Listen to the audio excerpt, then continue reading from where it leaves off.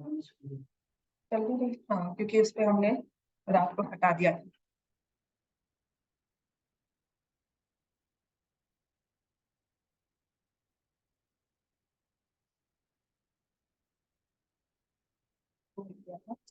चल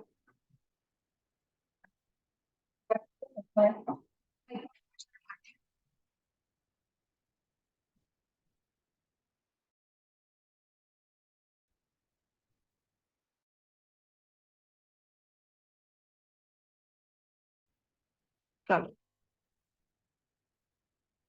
लिखो ये आपका ना बुक का ही क्वेश्चन है बट डिफरेंट फॉर्म्स में है। Perpendicular bisectors of line segment joining points A.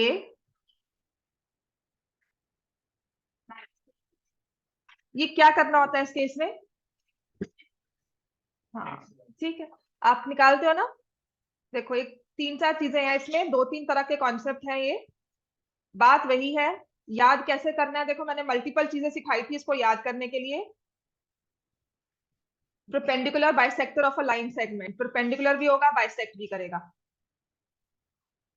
ठीक है, ये आ गया। दिस इज पी, इसकी इक्वेशन निकालनी है। परपेंडिकुलर भी होगा, लाइन सेगमेंट को बाइसेक्ट भी करेगा, तभी वो परपेंडिकुलर बाइसेक्टर है। ठीक है ना। तो A36 B -34 ये आ गया है ना। देख ये चीज थी, आपको एक find a point which is equidistant, find a point equidistant from two points, है ना। यही था, ये वाला क्वेश्चन था। फिर या आपको किसी भी ट्रायंगल का सरकम सेंटर निकालना होता है। सरकम सेंटर मतलब इस ट्रायंगल का सरकम सर्कल, ये सेंटर है, ये ट्रायंगल, ये सर्कल पे पॉइंट्स हैं, कौन से? ट्रायंगल के वर्टिसेस। तो कल आप इनको ऐसे ज्वाइन कर दोगे। अब ये क्वेश्चंस को लिंक करके देखो, है ना। तो ये क्या होगा, ये सिंगल पॉइंट, इस सर्कल को उड़ा दो। ये सिंगल पॉइंट तीनों वर्टिसेस से इक्वल डिस्टेंस पर है ना। इसका डिस्टेंस या इसका डिस्टेंस इज सेम एज ये डिस्टेंस, ये तीनों डिस्टेंस सेम हो गए। सर्कल के लिए क्या हो गई? रेडियस। मैथ्स में ना जो चीज होती है वो क्या आती है कि अगर इसने सरकम सेंटर का है ना, तो यही यहाँ पर भी वही चीज है, मतलब कि ये सरकम सेंटर परपेंडिकुलर बाइसेक्टर से बनता है। और परपेंडिकुलर बाइसेक्टर्स की प्रॉपर्टी क्या होती है कि every point on perpendicular bisector, लिख लो इस चीज को, याद भी कर लो, बुक में ही लिख लो। जब परपेंडिकुलर बाइसेक्टर का क्वेश्चन है ना, जहां पर आपके ऑप्शनल एक्सरसाइज का क्वेश्चन नंबर 3 है, वहां पर लिख लो एवरी, उसको ना अंडरलाइन कर लो कि परपेंडिकुलर बाइसेक्टर है। आपकी कोऑर्डिनेट चैप्टर जो है ना, ये मैं बुक में इसलिए लिखवा रही हूँ कि आप बोर्ड्स की जब तैयारी करोगे ना, तो एक क्वेश्चन के साथ आपके 3 क्वेश्चन प्रिपेयर हो जाएंगे। ठीक है, पेज नंबर, क्वेश्चन नंबर 3, जो हमें इंफॉर्मेशन है वो सारी है कि ये चीज मल्टीपल वेज में कहाँ कहाँ आती है। एक प्रॉपर्टी आपके पास, ये एक पार्ट है, तो आपको मैं सारी चीजें लिखवा रही हूँ। Every point on perpendicular bisector is equidistant from, equidistant from the two endpoints of the line segment, two endpoints of line segment। क्योंकि परपेंडिकुलर बाइसेक्टर किसका होगा? लाइन सेगमेंट का, ऑफ अ लाइन सेगमेंट। समझ में आ गया। तो आपको सरकम सेंटर कहा जाए, point equidistant from two points, या point equidistant from three points, या इक्वेशन ऑफ परपेंडिकुलर बाइसेक्टर कही जाए। तीनों में आपका क्वेश्चन यही होगा कि परपेंडिकुलर बाइसेक्टर पे एक पॉइंट है पी एक्स वाई, इसका डिस्टेंस ए से और इसका डिस्टेंस बी दोनों से इक्वल है। समझ में आ गया। तो आप इसमें यूज क्या करोगे? P A is equal to P B, ये चीज आराम से इसमें यूज करोगे, P A is equal to P B. हाँ, अब अगर आपको ये पी एक्स वाई देखो ना, यहाँ पर दोनों ही पॉइंट्स मिसिंग नहीं है, मिसिंग है, एक्स भी नहीं है वाई भी नहीं है, तो आपके पास इक्वेशन आ जाएगी। दोनों में से एक पॉइंट होगा, ये दोनों में से एक कोऑर्डिनेट होगा, तो आपके पास उस दूसरे वाले की वैल्यू आ जाएगी। हाँ बस इसमें यही है, ठीक है ना। इक्वल डिस्टेंस पे मिड पॉइंट नहीं लेना, इक्वल डिस्टेंस पर आपको डिस्टेंस निकालना है। मिड पॉइंट पे मिड पॉइंट मेंशन होगा या कोलिनियर पॉइंट्स का कंडीशन मेंशन होगा। ठीक होगी बात ये। हाँ जी बेटा बिल्कुल, इसमें डिस्टेंस फॉर्मूला लगेगा और लिख देना यूजिंग डिस्टेंस फॉर्मूला। ठीक है, इसके क्योंकि मार्क्स मिल जाएंगे, आधे नंबर कटेंगे नहीं। नहीं, क्योंकि दो वेरिएबल्स हैं। अगर एक वेरिएबल होता तब वैल्यू निकल जाती, क्योंकि क्वाड्रेटिक बनेगी तो भी आपको आता है, क्यूबिक बनने से नहीं क्योंकि डिग्री 2 है। ठीक है ना। अगर दो होंगी तो नहीं, बिल्कुल नहीं, आपको दो इक्वेशन चाहिए तब आप इसको सॉल्व कर सकते हो। फिर इसको लिखते हो स्क्वायरिंग बोथ साइड्स, है ना, बन जाएगा, अब तो सॉल्व हो जाएगा। ये तीन तरह से क्वेश्चन या तीन या चार तरह से आता है, बस इसको आपको याद ऐसे ही करना है। और इसमें एक मीडियन वाला क्वेश्चन होता है सेंट्रॉइड। सेंट्रॉइड का फॉर्मूला आता है, क्या होता है सेंट्रॉइड? वो भी ट्रायंगल का होता है। सेंट्रॉइड बनता किससे है? मीडियन से। मीडियन सिर्फ मिड पॉइंट होता है, परपेंडिकुलर बाइसेक्टर नहीं होगा। सर्कम सेंटर, सर्कम सेंटर एक फॉर्मूला से निकलता है, वो फॉर्मूला आपको है नहीं। ठीक है, वो फॉर्मूला नहीं है, लेकिन आप निकालते कैसे हो? Equal distance from three vertices. If I have the वो सर्कम सेंटर का I remember it from like higher level coordinate, कि अगर मेरे पास ये तीनों वर्टिसेस हो x1 y1 x2 y2, शायद ये सर्कम सेंटर होता है कि इन सेंटर होता है, मुझे नहीं याद है। ठीक है, तो ए वर्टेक्स के ऑपोजिट साइड ए, बी के ऑपोजिट साइड बी, सी के ऑपोजिट साइड सी, तो सर्कम सेंटर कैसा निकलता है? A x one plus b y one plus b x two plus c plus upon, ये कुछ फॉर्मूला आता है मुझे याद नहीं है, बट ओके नहीं आएगा। सर्कम सेंटर का फॉर्मूला होता है, इन सेंटर का फॉर्मूला भी होता है, वो आपके सिलेबस में नहीं है। ठीक है, सिर्फ एक मीडियंस का है। मीडियन किससे बनता है? सॉरी, सेंट्रोइड का है। सेंट्रोइड किससे बनता है? मीडियन से। और वो आपकी स्टेज में आप निकाल सकते हो इजीली मिड पॉइंट फॉर्मूला के साथ। कोऑर्डिनेट बहुत बड़ा टॉपिक है, ठीक है, बहुत कुछ है इसमें, आपको बहुत एक छोटा सा पार्ट करवाया गया है। तो अब जब मिड पॉइंट निकालते हो तो इससे आपका तीनों मीडियंस का इंटरसेक्शन पॉइंट होगा सेंट्रॉइड, और ये 2:1 की रेशियो में डिवाइड करता है। हाँ जी, सेंट्रॉइड को यूजुअली जी के साथ शो करते हैं, divides each median in ratio 2:1। तो इसकी वजह से ही रेशियो आपने सेक्शन फॉर्मूला में की है, मिड पॉइंट आपको आता है, इसके हिसाब से ये जो सेंट्रॉइड होता है ना, इसके वर्टिसेस क्या निकलते हैं, इसके कोऑर्डिनेट्स क्या निकलते हैं?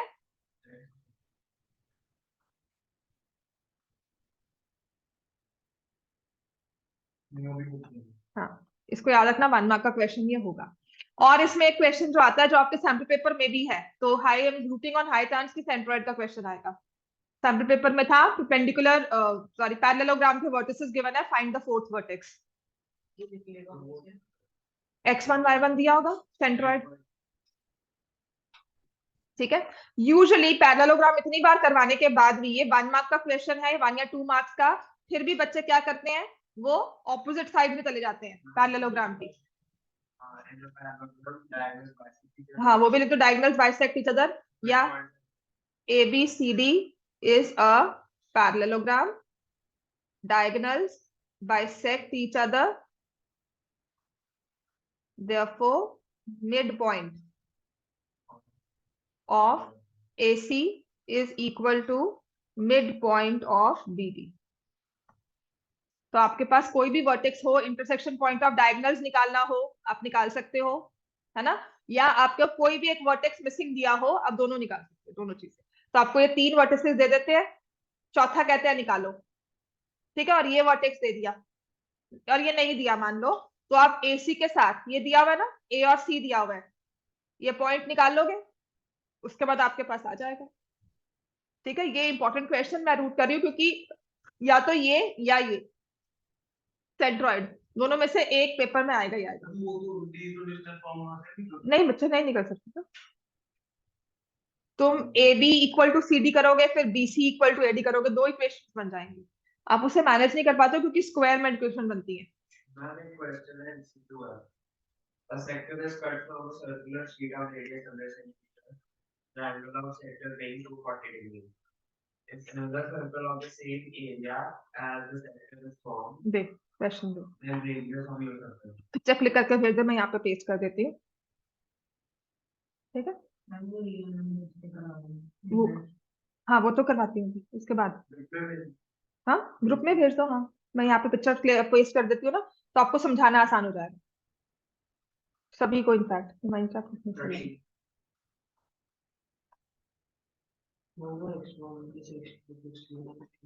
हाँ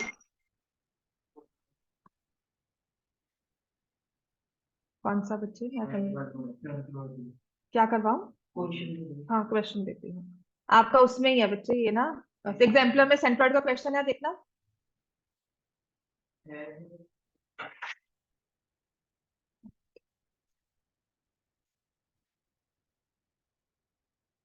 ये रोटेट नहीं होती, हाँ सीधी भेजोगी। सेंट्रॉइड ना मैंने फर्स्ट टाइम जब करवाया था, जो मेरी फर्स्ट टाइम क्लास थी ना, मतलब फर्स्ट ईयर ही था मेरा भी, तो क्या हुआ था, एक बच्ची बहुत इंटेलिजेंट थी, उसने बेसिक ही लिया हुआ था, क्योंकि कहती थी मैंने मैथ्स करनी नहीं है, मुझे पता ही है, मेरा एम भी कुछ और है आगे, तो मुझे मैथ्स नहीं करनी है।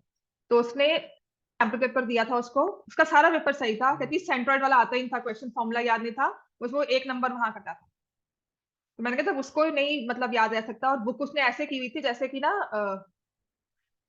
रटी थी बुक उसने, एग्जाम्पल उसने एक एक फॉर्मूला, एक एक थ्योरम, एक एक derivation, sine square theta plus cos square theta, उसने वो भी रटी हुई थी। कहती मैम ये आ सकती है बेसिक में, तो आ ही सकता है ना, करवा दो। तो मैंने कहा ये नहीं आएगा, कहती मैम बेसिक में तो आ सकता है ना, कुछ भी बुक में से आ सकता है। तो उसने इनफैक्ट उसने सेक्शन फॉर्मूला तक की डेरिवेशन और डिस्टेंस फॉर्मूला तक की डेरिवेशन की हुई थी, फॉर्मूला कैसे बनकर आता है। हाँ तो मैं कह रहा हूँ लेवल ऑफ इंटेलिजेंस होता है कि उसने पता था, पर वो बहुत क्लियर थी अपने गोल को लेकर कि मैथ्स करना ही नहीं है। तो मैंने उसे कहा, मैं स्टैंडर्ड क्यों नहीं लगाती, दिमाग क्यों लगाऊं, जब मुझे पता है कि मुझे मैथ्स करना ही नहीं आगे, मुझे इंग्लिश में जाना है, तो मुझे लिटरेचर में ही जाना है, तो मुझे पता है कि मैथ्स मेरे काम आएगी नहीं उस चीज में, I am very clear about it. तो अगर उस लेवल का, एक दो पर्पस है, अगर उस लेवल का क्लैरिटी आपके पास दिमाग में है तो, और दूसरी चीज है कि पता है कि नहीं है दिमाग है, तो जरूर वही चीज करो जो आपको अच्छी लगती है, पर साथ साथ पढ़ाई भी करनी बहुत जरूरी है।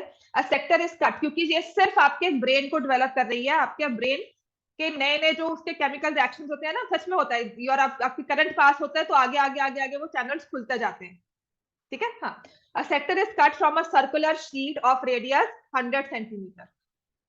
एक सर्कल है, इसमें से एक सेक्टर को कट किया जिसकी रेडियस आपको दी हुई है 100 सेंटीमीटर, ड्रॉ कर बच्चे,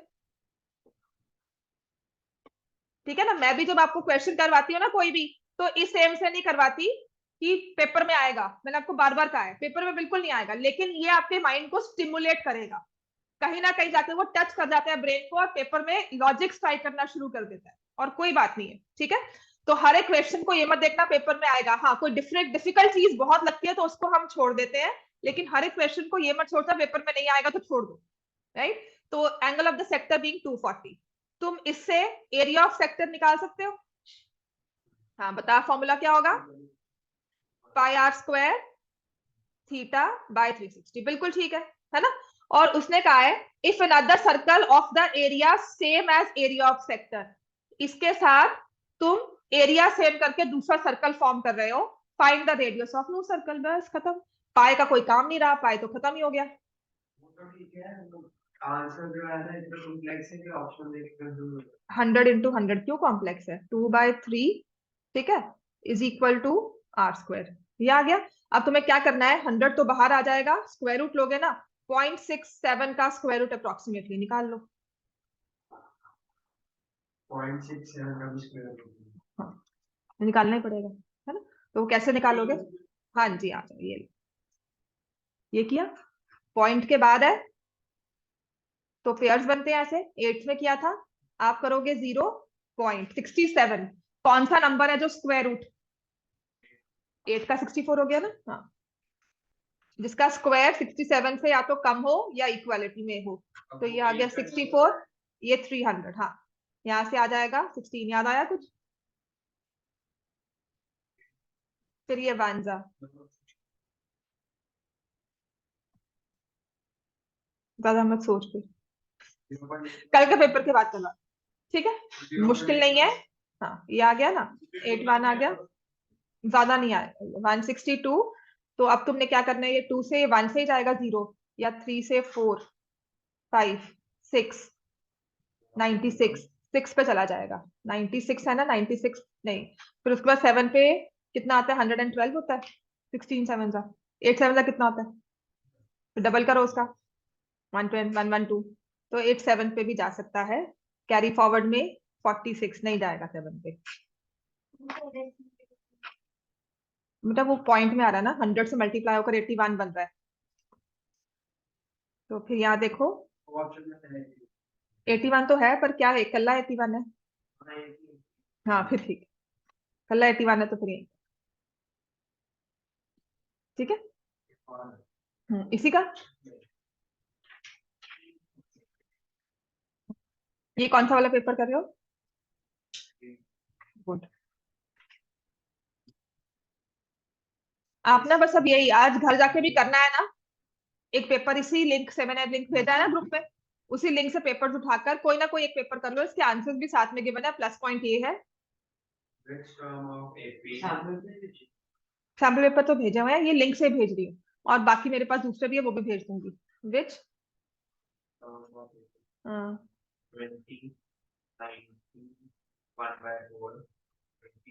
अच्छा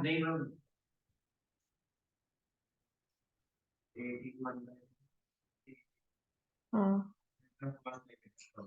हाँ, ये देखो इसका ना अब क्या करना चाहिए, ये जो फर्स्ट नेगेटिव टर्म वाला क्वेश्चन है, ये आपके ना ऑप्शनल में है, बिल्कुल। इसे कैसे करते हैं, ये वैसे होता है लीनियर इनइक्वेशंस का, आपको नहीं आना चाहिए, क्योंकि आपको लीनियर इनइक्वेशंस नहीं करवाई है, क्योंकि उसमें एक बहुत इंपॉर्टेंट टॉपिक होता है, बहुत इंपॉर्टेंट कॉन्सेप्ट होता है, जो नहीं फॉलो करोगे आपका आंसर बिल्कुल गलत आएगा। और मेरा प्रैक्टिकल एक्सपीरियंस रहा हुआ है इसको लेकर, बहुत ही फनी सिचुएशन थी, I will not share it with you. तो क्या हुआ था, हाँ तुम्हें समझ नहीं आएगी, ठीक है, ये आप इसको सॉल्व कर लो। यहाँ पे 19 1/4, 18 1/2, सो ऑन, मतलब that is one thing which I always say, क्योंकि लीनियर इक्वेशंस की मतलब ये नींव है एक तरह से, जो आपको नई चीज सिखाई जाती। वो क्या है कि जब आप कह रहे हो 2 is less than 3 more than 3, 2 और 3 में क्या रिलेशन है बताओ, तो कौन बड़ा है, 3 बड़ा है ना, तो ये साइन लगाओगे। अब -2 -3 में देखो कौन बड़ा है,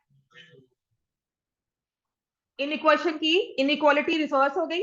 इसका कॉन्सेप्ट क्या है कि जब आप इन इक्वेशन को नेगेटिव से मल्टीप्लाई करते हो बोथ साइड्स को, तो आपकी इन इक्वेशन की जो इक्वालिटी साइन होता है वो चेंज हो जाता है, वो ऑपोजिट हो जाता है, ठीक है। वो चीज आपको नहीं सिखाई हुई, वो आपको प्रैक्टिस भी नहीं करवाई हुई, इसके बेसिस पर ही ये क्वेश्चन जो है गलत होने के चांसेस बहुत होते हैं। कुछ नहीं करना है इसमें, ए निकालना है 20, कॉमन डिफरेंस आएगा 3/4 -3/4। अब क्योंकि ये पे डिक्रीजिंग है, कम होती जा रही है, तो कहीं ना कहीं जाके नेगेटिव होगा। आप इसकी जनरल टर्म निकाल लोगे, a प्लस n-1 d, ठीक है। सो 20 प्लस n-1 इंटू -3/4, क्लियर हो गया इतना। तो ये आ गया 20 -3/4n plus 3/4 equals to an, है ना, ये आ गया। अब ये जो 10 आपको निकालना है, फर्स्ट नेगेटिव टर्म क्या है, 20 प्लस 3/4 आप लिख लोगे इसको, तो आ जाएगा 83/4, 83/4 -3/4n, ये लेस देन 0 चाहिए। अब ये बन गए इन इक्वेशन। अब हाँ, यहाँ पर इन दोनों टर्म्स को इकट्ठा करती है, 83/4 आ जाएगा -3/4n, 83/4 समझ आ गया, हाँ समझ में आ गई ये चीज। अब आपको इसको नेगेटिव करना है, ये इन इक्वेशन है, आपको सॉल्व करने नहीं आती, ठीक है ना। हम क्या करेंगे इस केस में, मैं कैसे सिखाती हूँ इसको, कि इस चीज को ना इक्वल टू 0 कर दो। नेगेटिव तो मुझे पता नहीं कब होती है, लेकिन कभी कभी तो ये 0 के इक्वल हो जाएगी, मान लो ये 0 के इक्वल होती है, तो n की वैल्यू निकाल लेंगे। ये आपके लिए क्वेश्चन बहुत इजी हो जाएगा, ये आ गया 83 माइनस इक्वल टू 3n कर दोगे, n क्या आ जाएगा 83/3, इसकी अप्रोक्सीमेट वैल्यू निकाल लो, क्या आएगा 27.6, है ना। अब आपके पास 3 नंबर आ जाते हैं, 26 27 28, क्योंकि 27.6 n नहीं हो सकता, ठीक है। 27.6 पर एग्जैक्ट 0 होगा। 27 पर फर्स्ट लास्ट पॉजिटिव टर्म होगी इस एपी की, 28 पर फर्स्ट नेगेटिव टर्म होगी। 28th term is the first negative term. This is how I solve it. ये रीजनिंग है, आपको मैं कहीं भी किसी सिचुएशन में बैठे होगे ना तो इस चीज को रीजन आउट कर सकते हो, लेकिन ये चीज विद प्रैक्टिस आता है। आईसीएसई में प्रॉपर चैप्टर है, उनको ही आता है क्वेश्चन, वो कर लेते हैं क्योंकि वो प्रैक्टिस इस चीज का पूरा है। चैप्टर के उनके 100 क्वेश्चन है चैप्टर में, जो बुक उनके लगती है उसके हिसाब से इनको याद रहती है ये चीज लास्ट में आकर। ठीक है, तो हम क्या करेंगे, हम कहेंगे लेस देन 0 कब होता है वो मुझे नहीं सॉल्व करना आता, पर मैं इक्वल टू 0 करके एन की वैल्यू निकाल लूंगी। तो यहां से एक स्टेप हायर, इसका मतलब क्या है कि जब n 27.67 होगा, ये एपी जो है, ये टर्म जो है ना, ये वैल्यू जो है 83 माइनस 3n 0 हो जाएगी। ठीक हो गया? तो हमें 0 नहीं करना, हमें नेगेटिव बनाना, तो इस n को इस नंबर से बड़ा कर दो, जस्ट एक स्टेप बड़ा। एक स्टेप बड़ा 27.6 के बाद 28 आएगा कंप्लीट नंबर में, तो मैंने 28 लिख दिया। This is my first negative term. समझ में आ गई ये चीज, राइट? चलो अब इसके बाद बताओ, वो √5 वाला तो इरेशनल, वो बात की बात है, उससे पहले कोई और डाउट है इसमें? चलो मैं करवाऊं फिर क्वेश्चन। क्या आ जाता है, कुछ नहीं कह सकते, टर्म पेपर में आपके टर्म में आ सकता है, फाइनल का आई कैन से कि शायद ना आए बोर्ड में।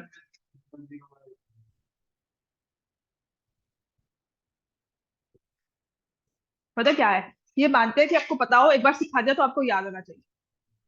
हर कोई स्कूल टीचर भी आपको कहते हैं कि नहीं आपको कहा हुआ है तो रट्टा मारो। हाँ, वो समझते नहीं है कि बच्चे को समझाना है क्यों, तो उस पर प्रॉपर प्रैक्टिस करवा। This is a proper topic. उसको छोड़ दे यार, सच में कह रही हूँ, उसने कुछ नहीं देना तुझे, वो यहीं पर रहेगा। वो सच में मतलब, if I get very crude ना, वो कुत्ता है, कुत्ता ही रहेगा, वो कुछ नहीं बनने वाला। और उसको इंसान बनाकर मैंने देख लिया, वो फिर भी कुत्ता ही रहा है। ठीक है ना?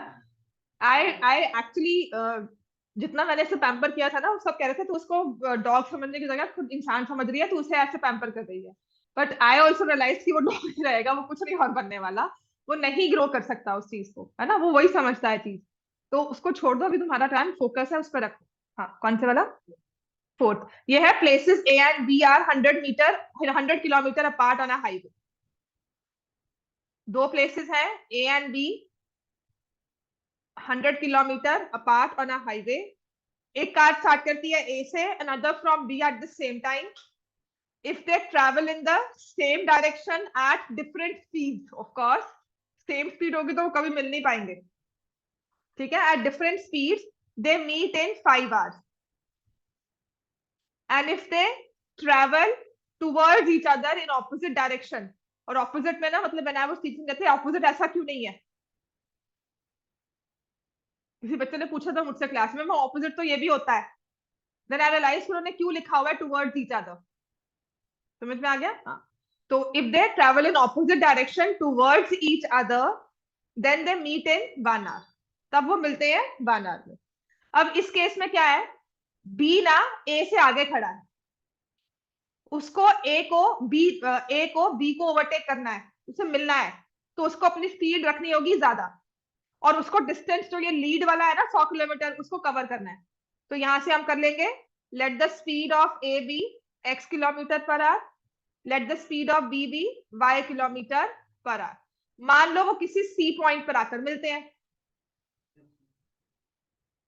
ठीक है, मान लो वो किसी सी पॉइंट पर आकर मिलते हैं, तो सी पॉइंट तक ए ने डिस्टेंस कवर किया है AC, और बी ने डिस्टेंस कवर किया है BC। और AC अगर हम स्टेटमेंट वाइज लेकर चले तो AC is equal to BC plus 100। तो डिस्टेंस AC कितना है, x की स्पीड 5 घंटे 5x, डिस्टेंस BC कितना है, y की स्पीड 5 घंटे। आपकी इक्वेशन बन जाएगी, which is x minus y equals to 20। अब दोनों 1 hour में मिल रहे हैं, x की स्पीड पर 1 घंटा चला, मान लो किसी सी पॉइंट पर मिल गए in between, x plus y is equal to. ठीक है, this is basically a concept of relative speed. Time speed distance में इतने कॉन्सेप्ट्स हैं, लेकिन चलता फॉर्मूला यही है और कुछ नहीं। कभी रिलेटिव स्पीड कह देंगे पर फॉर्मूला यही बनेगा। रिलेटिव स्पीड क्या होती है टुवर्ड्स ईच अदर, ये साइंस में करते होगे, रिलेटिव स्पीड करते हो ना? हाँ, पुरानी बात होगी। अच्छा, इसके अलावा कुछ और? Example number 15।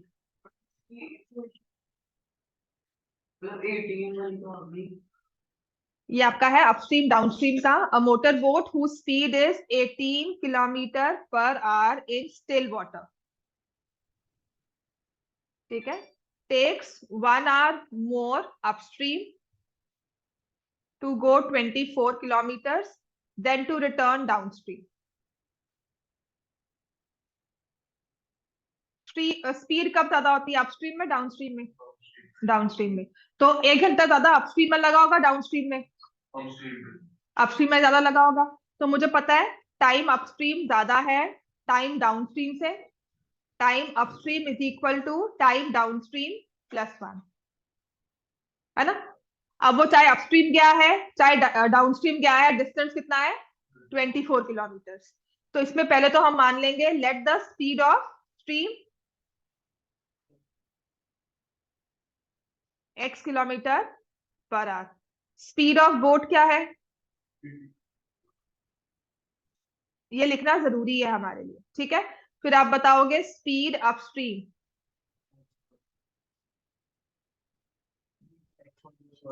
x minus y ना बच्चे, इसके हिसाब से देख क्या होगी। अपस्ट्रीम की स्पीड क्या होगी? 18 माइनस एक्स। ये समझना कि पहले किसको रखेंगे, बोट की स्पीड हमेशा ज्यादा होनी चाहिए स्ट्रीम से, तो 18 माइनस एक्स। और स्पीड डाउन स्ट्रीम कितना हो जाएगा, उसको भी उसी फॉर्मेट में याद रखो, 18 प्लस एक्स। और डिस्टेंस कितना बनाया अपना? 24 किलोमीटर। अपस्ट्रीम में टाइम कितना लगेगा? 24/18 माइनस एक्स। डाउन स्ट्रीम में टाइम कितना लगेगा? 24/18 plus x is equal to, equation form होगी, ठीक है? सॉल्व करना, सोल्यूशन मतलब इसका सॉल्व। अच्छा, चलो सॉल्व करो बच्चे। फाइनल इक्वेशन वो ना लेकर आया करो जहां पे आपने गलती की है। हाँ दिखा मुझे, मुझे वो पेज दे दो और आप ये दोबारा से सॉल्व करो। पहले कर ले सॉल्व फिर दिखाना, ठीक है? चलो चलो चलो सॉल्व बच्चे, तो तुम भी करो। हाँ वेरी गुड, कर रहा है, मुझे नहीं दिखा।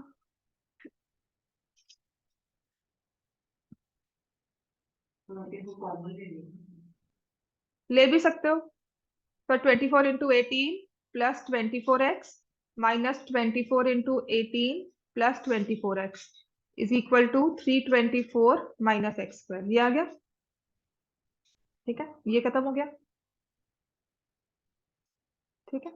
तो अभी आ जाएगा, अगर मैं इसको यहाँ ले जाती हूँ, 48x यहाँ पर, एक्स स्क्वायर 48x प्लस में था माइनस 324 बन गया। तुमने क्या गलती की देखो।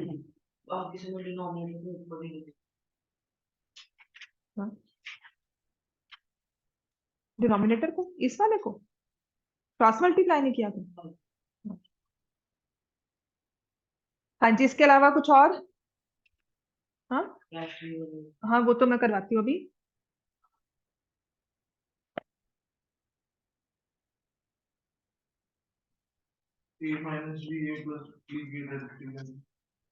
a minus B, A square minus B square.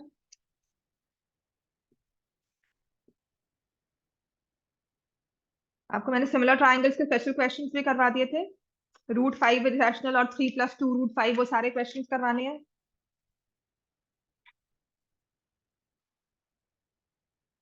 ठीक है? Circle in a square, square in a circle, वो आते हैं क्वेश्चन। और एक प्रूफ वाला क्वेश्चन करवा दो, है ना?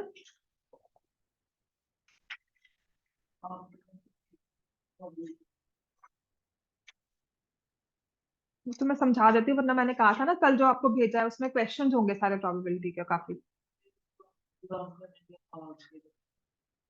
लिखा तो हुआ है कहीं पर, अभी समझा दो। हाँ जी, इसको सॉल्व कर लेना, फैक्टराइज। हाँ निकाल ले, निकाल ले। 324 क्या होता है? 18 इंटू 18, 2 इंटू 9, 2 इंटू 9, बन गया।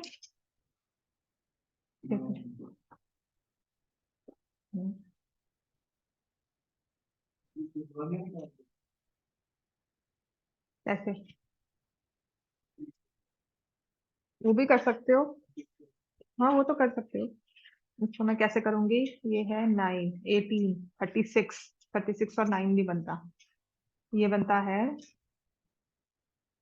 3 to the 6, 6 to the 12, 12,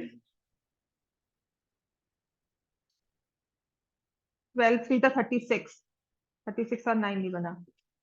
और 4 ले लो, दोनों हमें ऑड चाहिए, दोनों इवन नंबर चाहिए तब ये होगा, ठीक है। तो एक आ गया 3, 6, 27 to 54, ये लो, बन गया। x² plus 54x minus 6x minus 324 equal to 0। ये मैंने कैसे बनाया देखो, 48 जो है ना वो इवन नंबर है, तो आपको दो इवन नंबर्स को सब्ट्रैक्ट करने के बाद ही इवन मिलेगा। तो इसमें दो 2 है, दोनों को मुझे रखना पड़ेगा इकट्ठा साथ साथ, ठीक है ना।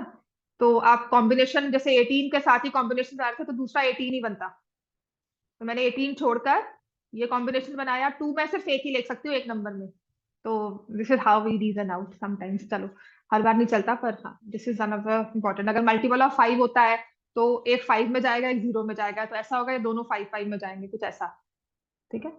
समझ में आ गया ये चीज? अब हाँ, स्पीड ऑफ द स्ट्रीम निकली 6 किलोमीटर पर आवर। फिर मैं आपको क्या करवाने लगी थी? अब प्रूव वाले क्वेश्चन।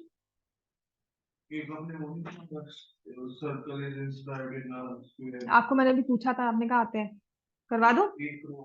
चलो ये पता क्या आता है, ये सर्कल है, इसके अंदर स्क्वायर बनाया हुआ है आपने, और उस स्क्वायर के अंदर फिर से सर्कल बनाया है, ठीक है। तो वो सर्कल ठीक से नहीं बनेगा, वैसे तो ये स्क्वायर भी इतना अच्छा नहीं बना, स्क्वायर लग नहीं रहा है ना, सिर्फ इसलिए लग रहा है क्योंकि ये रेक्टेंगल इन्वर्टेड फॉर्म में है, but this is not exactly a square also, ठीक है। और रेक्टेंगल के अंदर कभी भी, एक क्वेश्चन और करवाती हूँ चलो, जो मुझे लग रहा है कि शायद पेपर में तुम्हारे आ सकता है, एरियाज का ही क्वेश्चन हो जाता है वो, ठीक है। इसको कहा जाता है C1, इसको कहा जाता है C2, और कहा जाता है आपको find the area of C1 या compare the areas of two circle.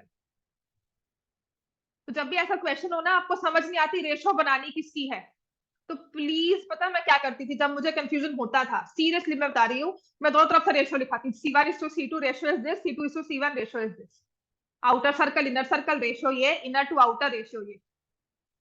समझ में आ गया? तो उससे बेनिफिट ऑफ डाउट मिल जाता है।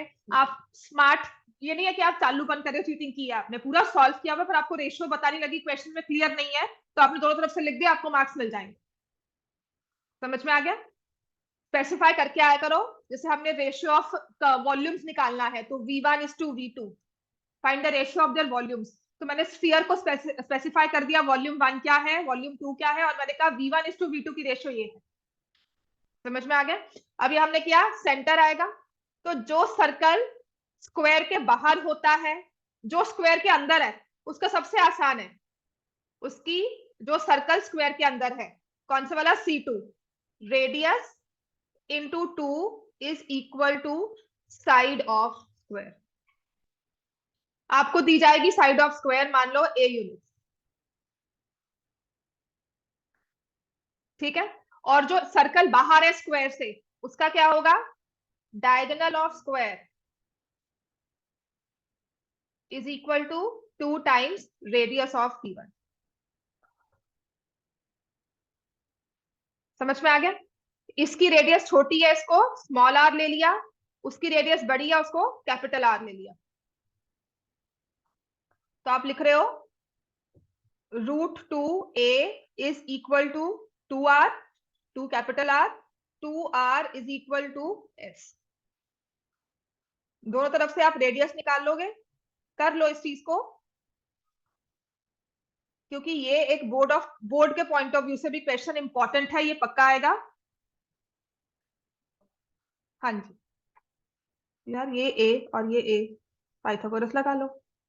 45 cos 45 is 1/√2, sin 45 is 1/√2, याद हो जाएगा ना? हाँ, रट्टा लगा लोगे पर समझ के।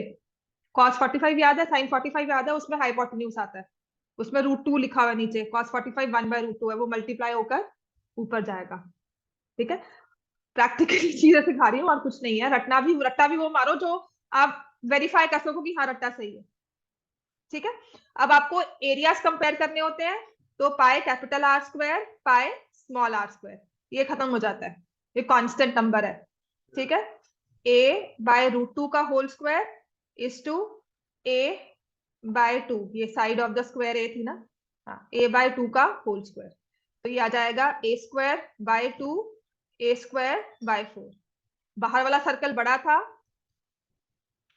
2 टाइम्स रेशियो उसकी हो जाएगी। ऐसे भी हो सकता है C1 और स्क्वायर का फिर इसको C1 आ सकता है, पर बेस्ट यही है। ठीक है ना, ये अभी मुझे एक चीज और याद आई थी आपके ना, ये वाला क्वेश्चन ये भी आ सकता है पेपर में 1 मार्क में ही। ये ना आपकी बुक के ही एरियाज रिलेटेड टू सर्कल का ही है, 2-3 क्वेश्चन। आप चुप करना, बोलना मत, मेरे दिमाग में चल रहा है, मैं भूल जाऊंगी। अभी कुछ मत कोई कहना कि ये कराओ वो कराओ। हाँ, एक तो करो ये वाला। आपको पता है केस स्टडी कौन से आएगी? कुछ बताया किसी ने? मैं बोल रहा हूँ नहीं नहीं, रुको। हाँ, तुम्हारे वाले में, उनके पेपर में exercise 12.1 question number 1 question number 2। नहीं नहीं बच्चे, मेरे को बता दे, एक क्वेश्चन आ रहा है वो कब भूल जाऊंगी मैं। अपना दिमाग में रखो अपनी बात, लिख लो साइड पे। 12.1 का क्वेश्चन नंबर 1 क्वेश्चन नंबर 2 ये एमसीक्यू फॉर्म में आएगा कि इसमें क्या लिखा हुआ है, radii of 2 circle are 19 and 9, 19 centimetre. ये फाइनल बोर्ड्स में भी इंपॉर्टेंट है। ठीक है, इसमें क्या है, find the radius of the circle. 12.1 1 और 2, ये ना आपके सब पेपर में, हर पेपर में मोस्टली आपको दिख रहा है ये क्वेश्चन। ठीक है, तो इसमें क्या है कि आपके पास 2 सर्कल्स हैं, आपको एक ऐसा सर्कल बनाना है जिसका सरकमफ्रेंस इज इक्वल टू, ये 2 सर्कल्स मुझे दिए हुए हैं C1 C2। एक की रेडियस है 19 सेंटीमीटर और एक की रेडियस है 9 सेंटीमीटर। तो वो कहता है ऐसा सर्कल फॉर्म करो C3। ठीक है, एक ऐसा सर्कल फॉर्म करो जिसका सरकमफ्रेंस,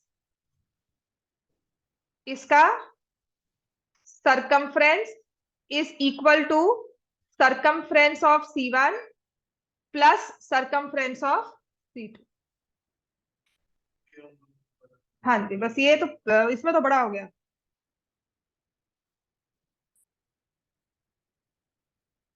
ठीक है, और दूसरे में था एरिया, 2 सर्कल्स दिए हुए हैं, 8 सेंटीमीटर 6 सेंटीमीटर, ये C1 और ये C2।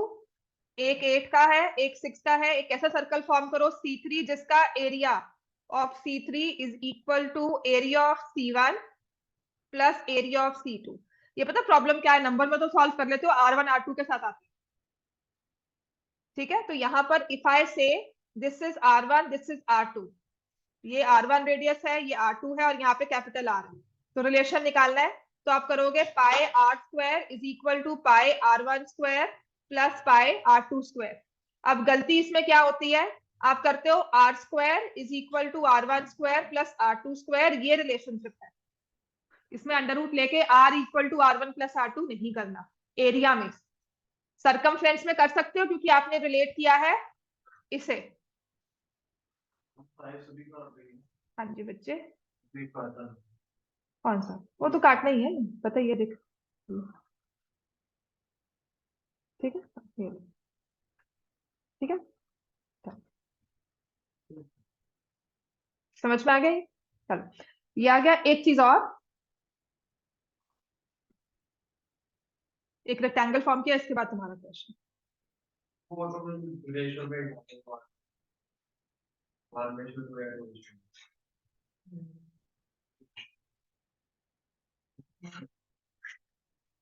क्या इस रेक्टेंगल में कोई ऐसा सर्कल बन सकता है जो सारी साइड्स को टच करे?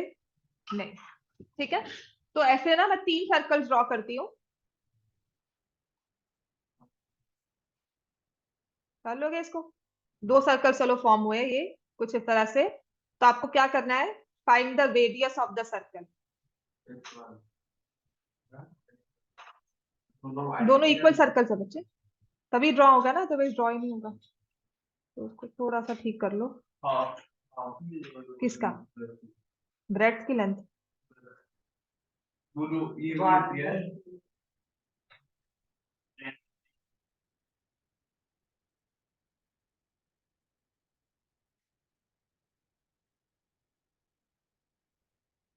ये लेंथ है और ये ब्रेड्थ है। Length length 2 divide by 2 breadth भी हो सकती है, ब्रेथ भी हो सकती है। ब्रेड्थ इक्वल्स टू डायमीटर, है ना? तो अगर मैं इसकी रेडियस, देखो 2 तरह से इसको सॉल्व कर सकते हैं। आपका अगर क्वेश्चन सही होगा ना, तो आपको दोनों में से एक दी होगी, लेंथ दी होगी या ब्रेड्थ दी होगी। अगर तो लेंथ दी हुई है, ब्रेड्थ नहीं दी हुई, तो ये आर, ये आर, ये आर और ये आर, डायमीटर में मत जाना, रेडियस में जाना। 4r is equal to length. दिखना क्या होगा? क्या? वो ये एरियाज का क्वेश्चन होता है ना बच्चे, तो इसमें लिखना ही होगा length of, here length of the circle is equal to sum of diameters of, या let the radius of the circle be r, तो therefore length is equal to, length of the rectangle is equal to 4r। या फिर figure साथ में बना लो। ये पता, ये क्वेश्चन सर्कल्स का नहीं है, एरियाज का है। अगर आप इसको ज्यूम नहीं करोगे, आप सॉल्व नहीं कर सकते। सर्कल जॉइन कुछ नहीं, सर्कल्स टचिंग ईच अदर है, टेंजेंट्स है, रेक्टेंगल के अंदर इंस्क्राइब्ड है, circles are inscribed in the rectangle, बस इतना लिख लो। Since the circles are inscribed in a rectangle, right? पर जरूरी चीज क्या है, आप इसमें आप लिखोगे लेंथ ऑफ रेक्टेंगल। इन दोनों में ना एक चीज गिवन होगी, लेंथ दिया होगा या ब्रेड्थ दी होगी। अगर तो लेंथ दी है तो आप लिखोगे 4r इक्वल्स टू लेंथ, और यहां से रिलेशन आ जाएगा 2r, ब्रेड्थ आ जाएगी 2r। अगर इस क्वेश्चन में ब्रेड्थ गिवन है, मान लो ऐसा हमारा रेक्टेंगल बना हुआ है, आपको ब्रेड्थ गिवन है 2 या 3 सर्कल्स जो भी आपने इंस्क्राइब किए हुए हैं। I know a question with 3 circles, यहाँ बने नहीं तो मैंने 2 के साथ करवा दिया आपको। तो आपको अगर यहाँ पर ब्रेड्थ दी हुई है b, तो आप लिखोगे 2r इक्वल्स टू b, और लेंथ निकालोगे। ठीक है, तो ये r r r r length हो जाएगी। समझ में आ गया ये? तो ऐसे भी कह सकते हैं कि अगर रेक्टेंगल में दो वो पता है 2 या 3 सर्कल्स जैसे भी हो, जस्ट एक कहने का वे है। हाँ एग्जैक्टली एक सर्कल नहीं होगा, चारों साइड्स को टच करता हुआ एक सर्कल नहीं होगा, लेकिन सरकम सर्कल हो सकता है। रेक्टेंगल का सरकम सर्कल पॉसिबल है, इन सर्कल पॉसिबल नहीं। समझ में आ गया? अच्छा, इसके अलावा तुम्हारा क्वेश्चन क्या था बच्चे? हाँ,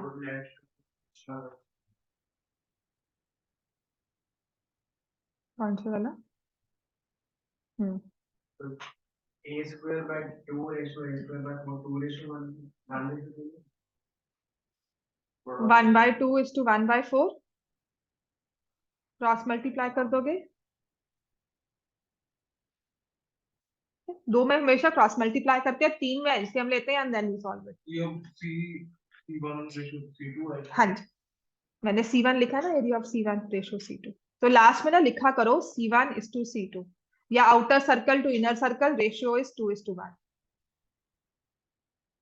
ठीक है, और जहां लिखा होता है ना रेशियो ऑफ 2 सर्कल्स, तो अब देखो पहले सर्कल आपके मेंशन कौन सा किया हुआ है, सर्कमस्क्राइब या इंस्क्राइब, तो उसके हिसाब से रेशियो फॉर्म कर दो। अगर कुछ नहीं दिया हुआ तो outer circle to inner circle ratio is 2:1, बाहर इन इनके इधर से अंदर, बाकी सर्कम तो बाहर। ठीक है, अच्छा और बताओ इसके अलावा किसका? सोलिनॉइड क्या? सोलिनॉइड मुझे शायद नहीं पता, कोई वर्ड में कोई नया वर्ड आया होगा, मुझे नहीं समझ में आ रहा।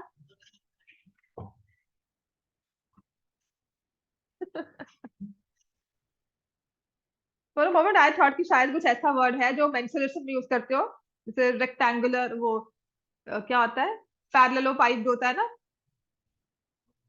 क्यूबॉइड को पैरेललोपाइड भी बोलते हैं, तो ऐसा कोई वर्ड होगा जो मुझे नहीं आता। पहले बस बहुत है।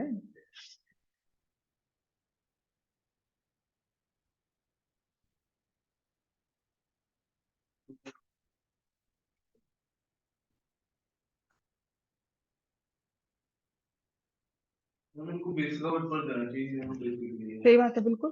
अभी तो भेजना देखिए कितनी मेहनत करके मैंने सोचा था कि बेसिक लेंगे। पता क्या है, टीचर्स मेहनत नहीं करती ना, प्रॉब्लम यही है, टीचर्स मेहनत नहीं करती इतनी। जो स्कूल टीचर आपकी मेहनत कर ले ना, आपको सच में पढ़े बिना जरूरत इतनी। तो आप भी आए। हाँ नहीं नहीं तो तीन स्कूल टीचर ये चैप्टर है ना, वो तीन मार्क्स।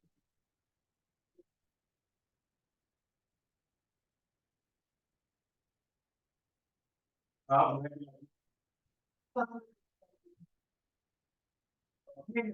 आ सकते हैं, ग्राफ आपके मीडियन वाले के नहीं आएंगे, आपकी इक्वेशंस के तो आ सकते हैं ना। हाँ, हम तो इक्वेशंस में आता है।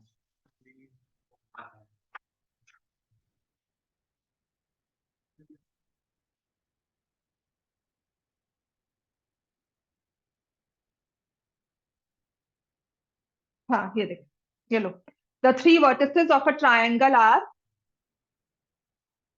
three vertices of a triangle are A minus 5 3, B P minus 1, C 6 Q. Find the values of P and Q. Find P and Q if centroid, of triangle ABC is 1 minus 1. बिल्कुल करो, मैंने इतनी मेहनत लगा कर question ढूंढा है तो तुम सॉल्व करोगे ही ना।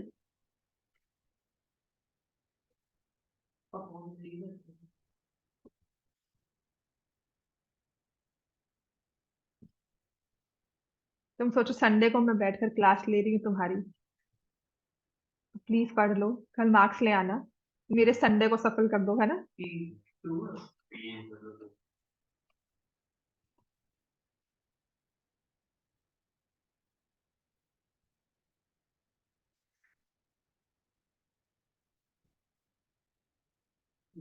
पी की वैल्यू क्या आएगी और क्यू की वैल्यू क्या आ रही है?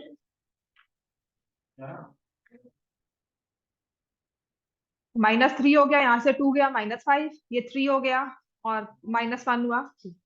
ठीक है, तो ये क्वेश्चन आता है जहां पे आपको पी एन क्यू दिया हो, या जहां पर ज्यादातर फाइंड द थर्ड वर्टेक्स, एक क्वेश्चन है, दो वर्टिसेस दिए हो या ट्रायंगल के। ठीक है बच्चे, एक नंबर का आएगा ये, इस एक नंबर के लिए तुम्हें इतना सब पढ़ना पड़ेगा, और सारे क्वेश्चन ऐसे ही होते हैं। Find the third vertex if centroid is 2 minus 1, और कभी कभी कहा जाता है for the centroid is at the origin, now find the third vertex. हाँ जी, क्या देख रहे थे? मैं वो देख रहा हूँ कितना क्वेश्चन है। 20, दो असर्शन रीजनिंग के होंगे। अब ना 15 के बाद असर्शन रीजनिंग इकट्ठा, क्योंकि तब तक आपके पूरे कॉन्सेप्ट हो चुके होंगे, तो इकट्ठी एक वर्कशॉप लेकर ना, 2-3 क्लासेस लेकर, इसके बाद तो फुल सिलेबस ही बनता है। बोर्ड का फॉर्मेट ही आएगा, ये बोर्ड का फॉर्मेट है।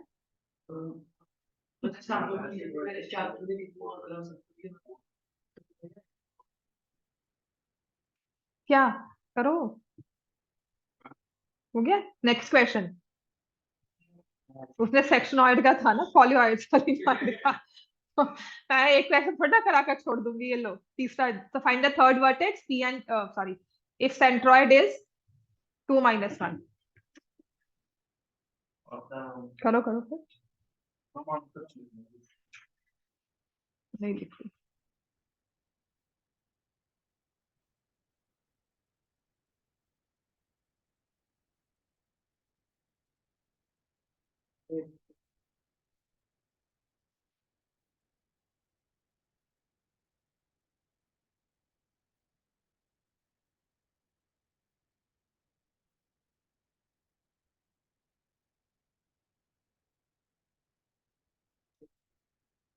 मुझे आंसर नहीं पता, मुझे पीछे चेक करना पड़ेगा, but if you counter check accordingly आप अपने बता दो।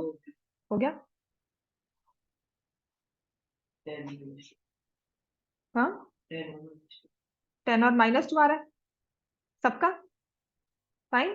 फॉर्मूला तो वही, क्या है, x -3 प्लस -7 प्लस यहाँ पर मैंने x कोऑर्डिनेट p ले लिया, ठीक है, plus p divide by 3 equal to 2, 5 plus 4 plus q -5 plus 4 plus q divide by 3 is -1, ठीक है।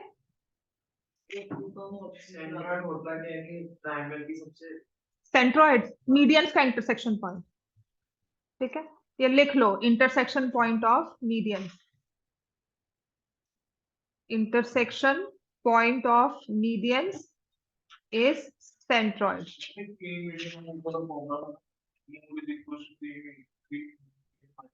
Yeah, to हाँ, to mean, समझ आया? याद करने का भी अच्छा है ना। नहीं, मीन माइनस होता है ना, टू मीन, टू मीन को माइनस, नेगेटिव फीलिंग है उसको माइनस रखो।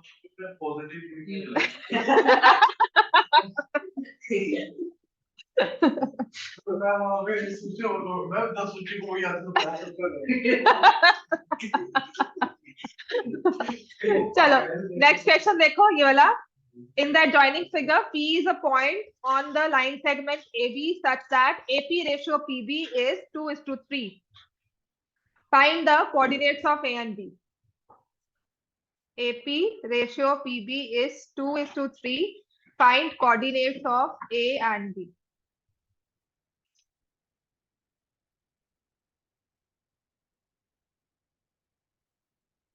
इसके बाद एक और क्वेश्चन करवाती हूँ। रियो स्टॉप।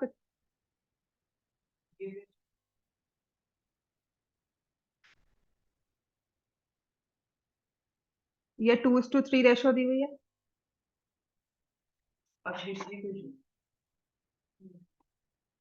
रेशियो मतलब सेक्शन फॉर्मूला, ठीक है। ए के कोऑर्डिनेट्स क्या है? ए के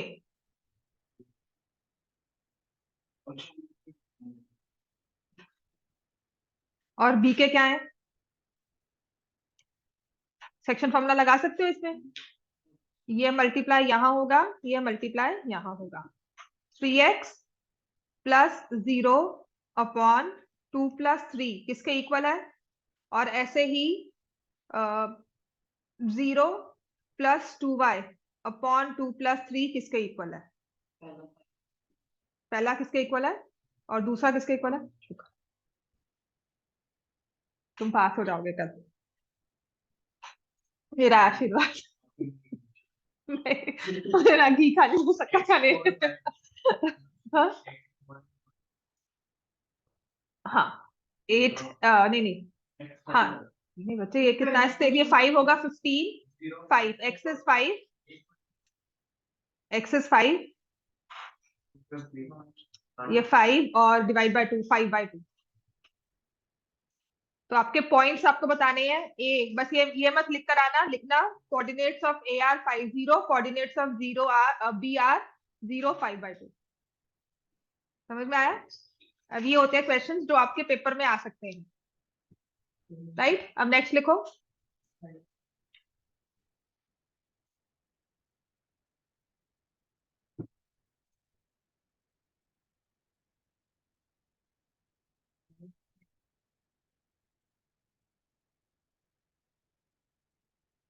पहले तो मैं इसके बाद ना, पहले वो वाला करवाऊंगी, रैशनल नंबर्स का।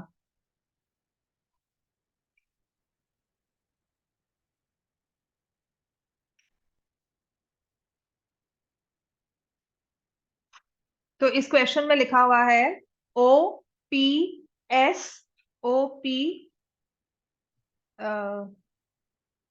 Given O P S, what is given है?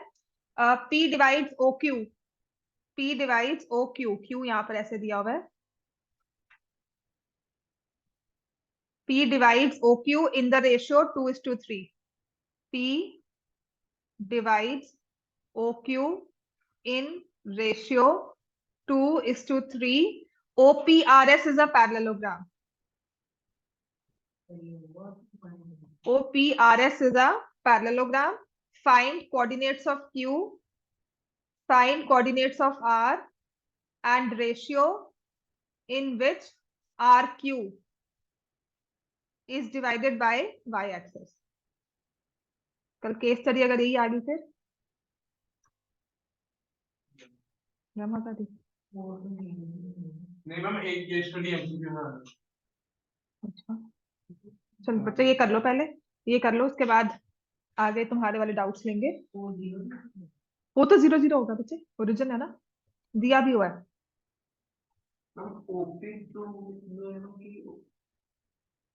हाँ जो पहले पॉइंट दिया हुआ है, वैलिड पॉइंट ओ पहले दिया हुआ है ना, तो ओपी रेशियो PQ, ठीक है। मैंने स्पेशल लिखा P डिवाइड्स OQ, तो पहले O से स्टार्ट होगा, OP रेशियो PQ।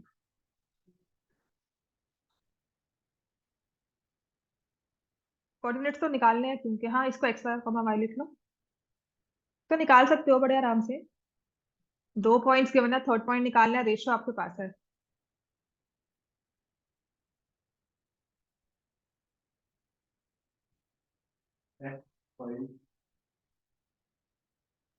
वो क्या कर रहा है?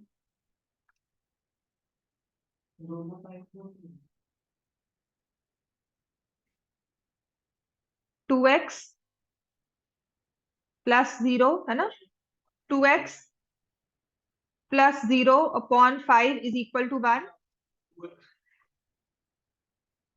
2y plus 0 upon 5 is equal to 2, ठीक है। तो x की वैल्यू क्या आ गई 5/2, y की वैल्यू क्या आ गई 5, तो यहाँ पर आ जाएगा 5/2, 5 x आ गया। देन उसने कहा है find the coordinates of r,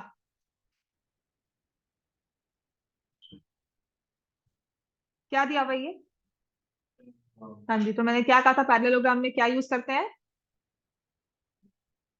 mid point diagonals का, ऑपोजिट्स में लगे रहोगे।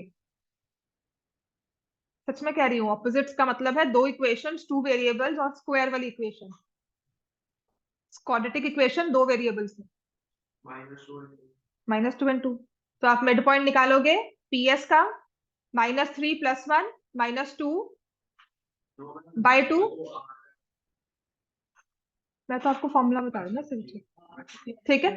तो -1 आ गया, R को AB ले लो, उसके अलावा कुछ और ले लो, ठीक है। -1 आ गया ये, और दूसरा 0 आ जाएगा, नहीं 1,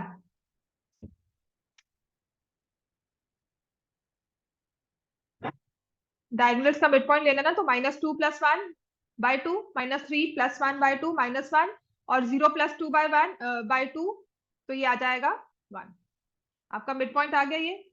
अब आपको क्या करना है, a + 0 / 2 is equal to -1, b + 0 / 2 is equal to 1, तो a की वैल्यू हो जाएगी -2 और b की वैल्यू क्या आ जाएगी 2, समझ में आ गया। अब ये डायरेक्टली आपको कोई पैरेललोग्राम नहीं बताया था, कोई मिड पॉइंट डायगोनल्स का, उसने सिर्फ फोर्थ वर्टेक्स निकालने को कहा है। ये आपकी अपनी सारी प्रोसेसिंग थी कि ये पैरेललोग्राम बन रहा है, तो मुझे मिड पॉइंट वाला ही चीज यूज करना है। उसने कहा है find the ratio in which RQ is divided by y axis, 4:5।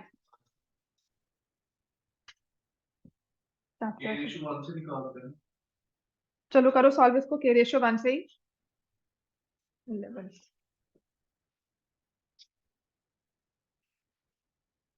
कौन सा वाला क्वेश्चन सॉल्व करते,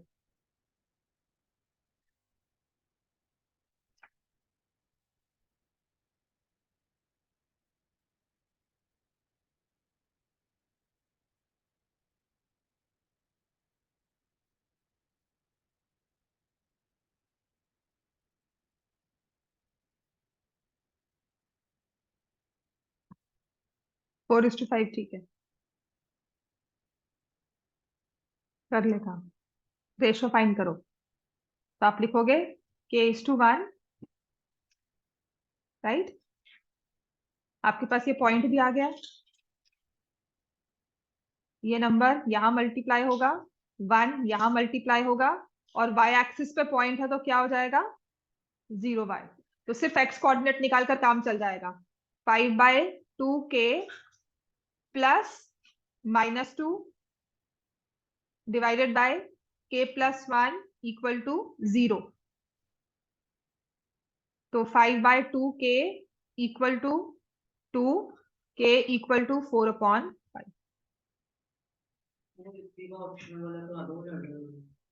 लैडर वाला प्रश्न मैं करवाती हूँ। और एक चीज और जो मैंने आपको कहा था, उसके सर्कल्स के पहले √5 वाला करवा दो। Prove that √5 is irrational. चलो पहले वो करो,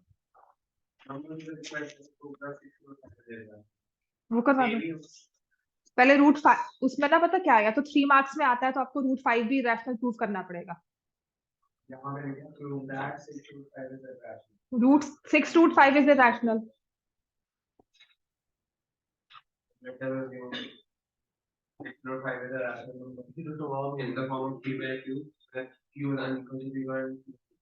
√5 इज इरेशनल।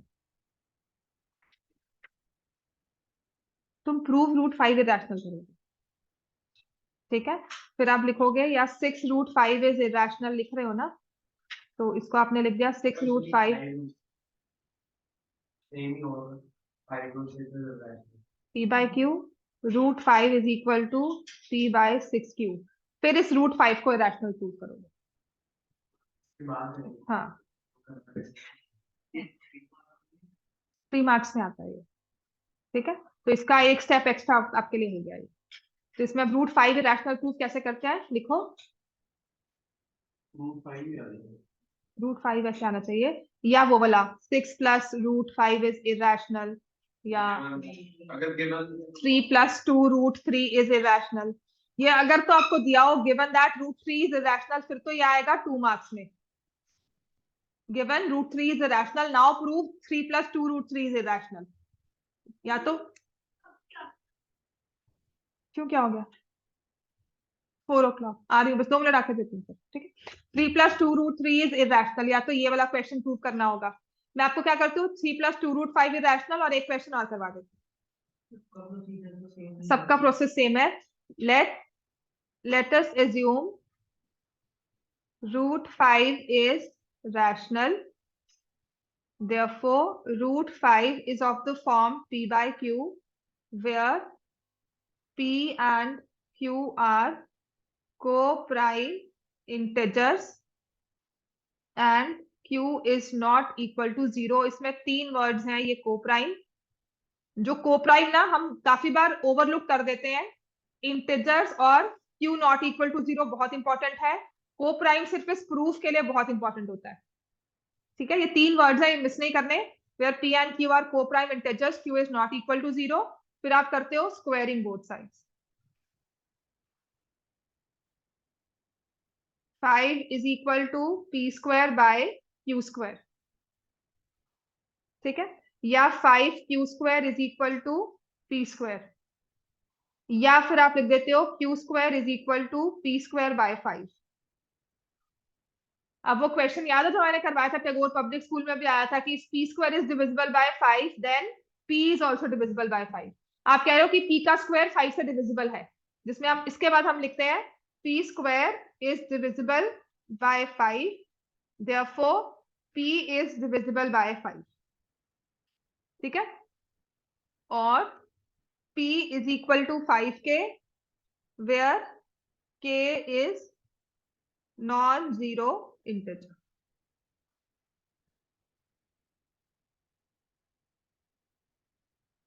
ठीक है। तो p की वैल्यू पुट कर दी, q² is equal to 5k का whole square by 5, non zero integer. q² आ जाएगा 25k² by 5, which is q² is equal to 5k²। तो इसी चीज से मैं कह रही हूं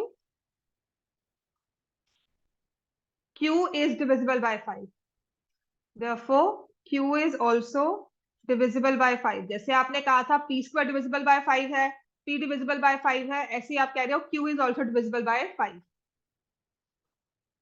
इस चीज के साथ और इस चीज के साथ लगकर आप कहते हो p and q are both divisible by 5।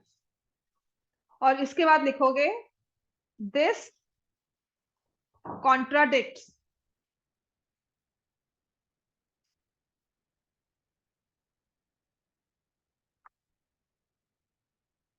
यहाँ पे लाइन थी ना, वो लिख लो। इसके बाद तो ये है, पहले आएगा this contradicts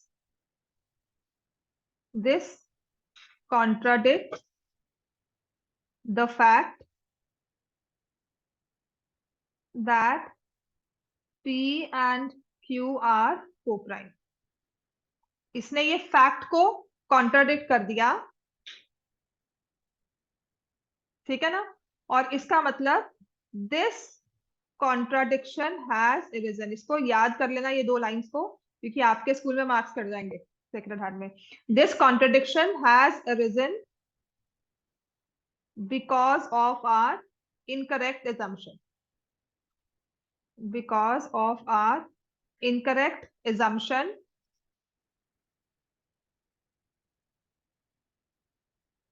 that root 5 is rational.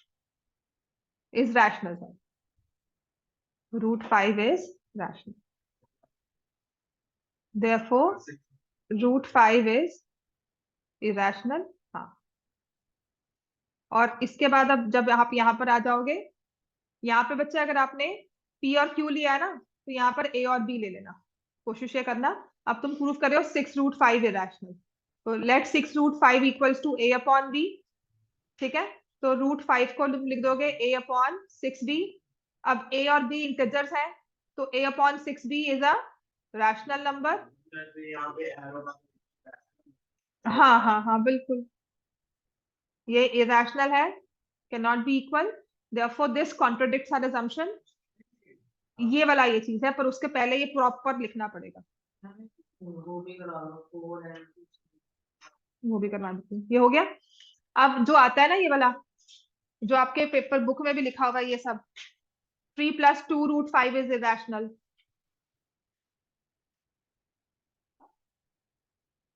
इसमें ना दो चीजें हैं 3 मार्क्स में ना, अगर गिवन नहीं लिखा ना, गिवन रूट 5 इज इरेशनल, मतलब पहले प्रूव करना है रूट 5 इज इरेशनल, उसके बाद पहले पूरा प्रूव करोगे रूट 5 इरेशनल, अगर गिवन नहीं लिखा हुआ तो हम क्या लिखेंगे 3 + 2 रूट 5।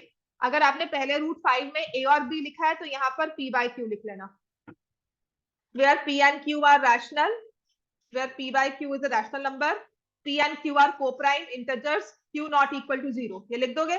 तो फिर आप लिखोगे 2 root 5 is equal to P upon Q minus 3। 2 root 5 is equal to P minus 3Q by Q। Root 5 is equal to P minus 3Q by 2।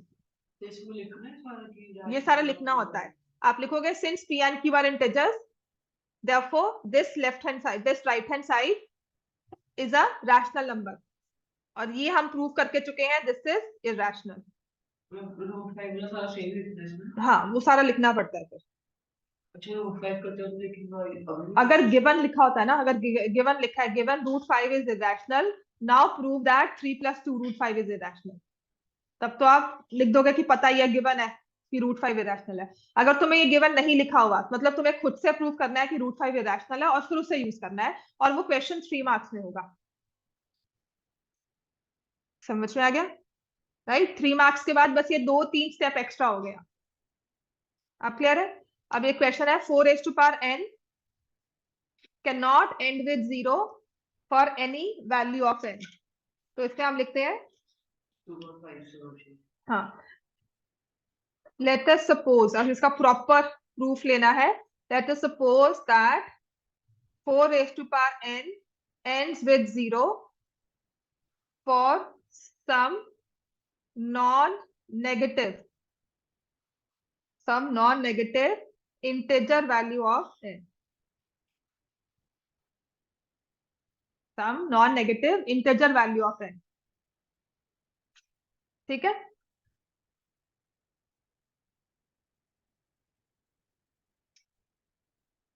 therefore 4n is divisible by 10।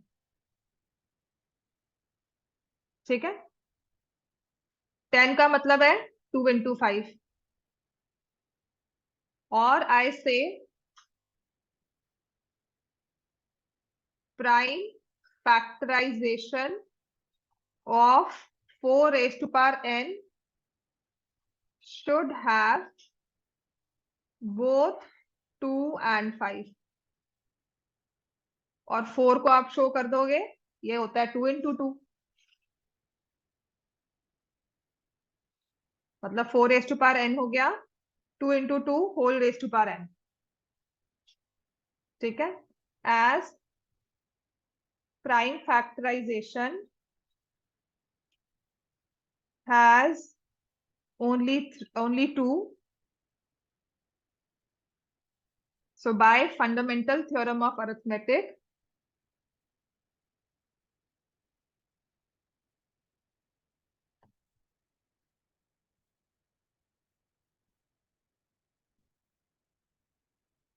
four raised to power n cannot end with 0 for any value of n.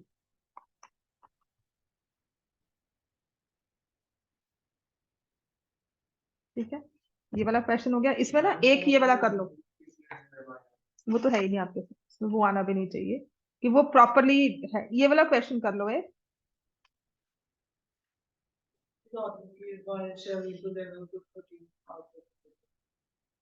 भी करवाते हैं, इसी के साथ एक लिख लो। हाँ, ये आ सकता है, प्रूव दैट √2 + √3 इज इरेशनल। ये ना आपके एग्जाम्पलर का है, जो मैं मेथड करवाने लगी हूँ ना, वो मैम गलत नहीं कर सकते क्योंकि एग्जाम्पलर में दिया हुआ है। ठीक है, आपको या तो इनमें से ना एक चीज प्रूव करनी है, या तो √2 को इरेशनल प्रूव कर दो या √3 को इरेशनल प्रूव कर दो, दोनों में से किसी एक को प्रूव करना होगा अगर गिवन नहीं है। ठीक है, तो मैं क्या करती हूँ, मान लो मैंने √2 को इरेशनल प्रूव कर दिया, तो मैं पहले लिखूंगी let us suppose √2 + √3 is rational, ठीक है, इज इक्वल टू P/Q। हाँ, P and Q are rational, P and Q are co-prime integers, Q is not equal to 0, ये सारा प्रूफ कर दो, लिख दोगे। फिर आप क्या करोगे, √2 को इधर लिखा, P/Q - √3 कर दिया, या इसको ऐसे मत करो, इसको और इजी वे ले लो, इसको A ले लिया where A is rational, ठीक है, is equal to A where A is rational। √2 को P/Q लेकर आप सारा प्रूफ कर दो इरेशनल, √2 इज इक्वल टू, या √2 को हमने तो √3 इज इक्वल टू A - √2, कुछ नहीं गिवन है इसमें, प्रूव करना है ये रैशनल, ये आपने प्रूव किया है। हाँ, पूरा स्टेप बाय स्टेप जो आपने लिखना है √5 वाला, वो मैंने पूरा लिख दिया। हाँ, इसके बाद करने के बाद आप लिखोगे let us take √2 + √3 equal to A where is A is rational, ठीक है, फिर √3 इक्वल्स टू A - √2। अब कर दो स्क्वेयरिंग बोथ साइड्स, जिसको रैशनल प्रूफ किया है ना, इरैशनल प्रूफ किया है, दोनों में से उसको दूसरी साइड ले जाओ। स्क्वेयरिंग बोथ साइड्स कर दिया, तो यहाँ तो आ गया 3, ये A - √2 का होल स्क्वायर हो गया, 3 इक्वल टू A² + 2 - 2 √2A हो गया। ठीक है, तो इसको मैं ऐसे कर लू, 2 √2A यहां लेकर आ गई, और ये A² + 2 - 3 यहां आ गया, मतलब बेसिकली मेरा एम है √2 को अकेला करना है, √2 is equal to A² - 1/2A।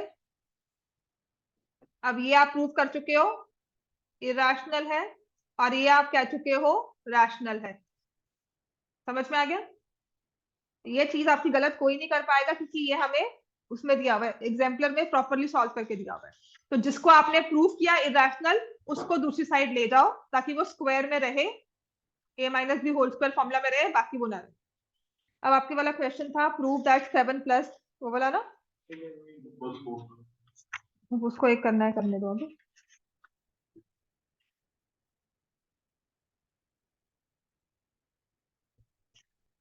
अच्छा, एक टू नंबर्स का प्रोडक्ट जो होता है वो एलसीएम इंटू एचसीएफ होता है ना, प्रोडक्ट ऑफ टू नंबर्स वो। और अगर एचसीएफ एलसीएम से को डिवाइड नहीं करता तो no such numbers are possible. घटा के रिवाइज कर लेना। अब तुम्हें कौन सा क्वेश्चन बोल दो। 7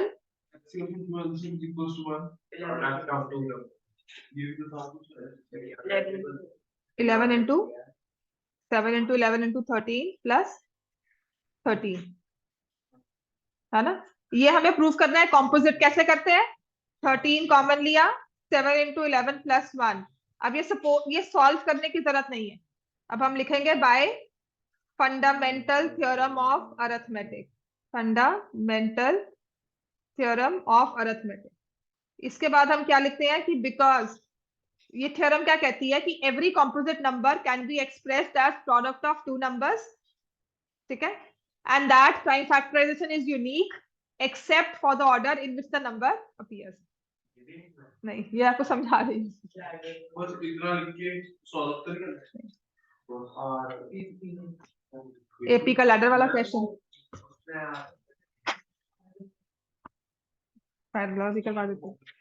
वाटर डाल दिया में या फिर उसमें तो स्पीड वाले देख, तुम्हारी स्कूल वालों को पसंद है तो वो डाल सकते हैं। बोर्ड नहीं डालेगा क्योंकि बोर्ड ने कहा है वो एक्सरसाइज डिलीटेड है।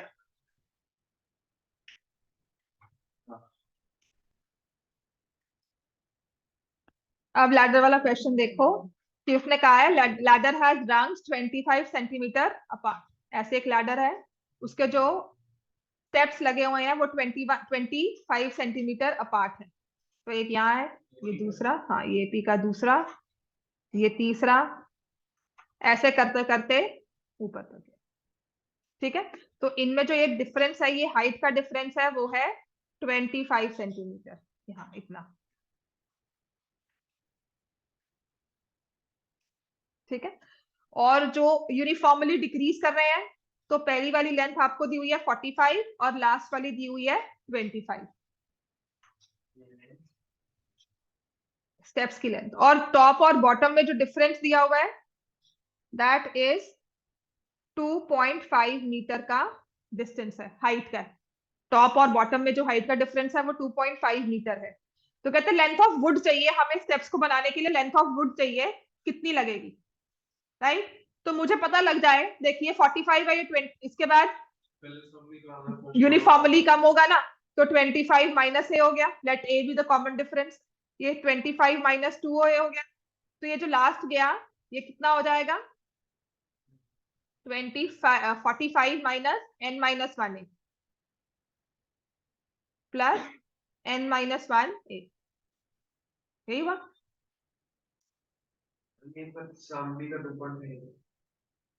और मैं समझा रही हूँ बस। अब फिर क्या है, कॉमन डिफरेंस नेगेटिव में था, इसको ऐसे मत लिखो। तो ये हम ऐसे लिखेंगे 45 माइनस 2a सो ऑन, तो I write 45 minus n minus 1 into a, क्योंकि कॉमन डिफरेंस नेगेटिव था इसकी वजह से।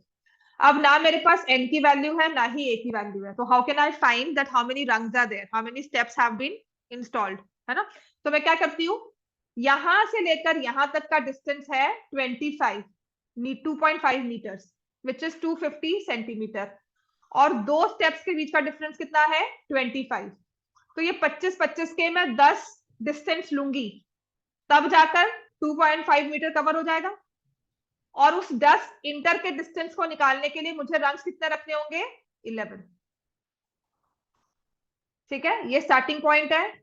1 2 3 4 5 6 7 8 9 10 अगर हम लेते हैं तो 25 इंटू 2 ये 50 75 100 देन 125 150 देन 175 200 225 250 250 का डिस्टेंस आ गया, लेकिन रंग्स कितने हुए? 11। विजुअली याद कर लेना इसको।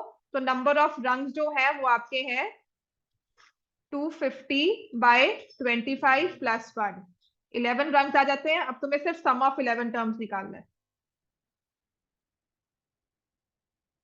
कॉमन डिफरेंस भी निकालने की। ये ऑप्शनल एक्सरसाइज का ये आ सकता है, हाँ बिल्कुल आ सकता है। ठीक है, ये हो गया।